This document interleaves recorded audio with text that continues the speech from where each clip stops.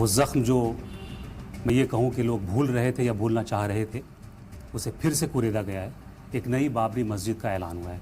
आप इसे सियासी मानते हैं और क्या मानते हैं कि समाज एक बार फिर बंटने की कगार पे आ गया है या आ जाएगा?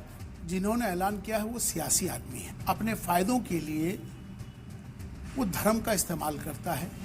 मुसलमान कैसे रिएक्ट करेंगे इसको? आम मुसलमान, वो तबका जो भेड़ चाल चलता है, किसी ने एक आवाज़ दी और पीछे चल पड़े, उसको कैसे देख? मुसलमान समझदार हैं और मुसलमानों को ये बात अच्छे से समझ में आ चुकी है कि ये जो लोग हैं जो बाबर के नाम पर या बाबरी के नाम पर सियासत कर रहे हैं, और उस बात को बखूबी सब समझते हैं। अगले साल इलेक्शन है बंगाल में।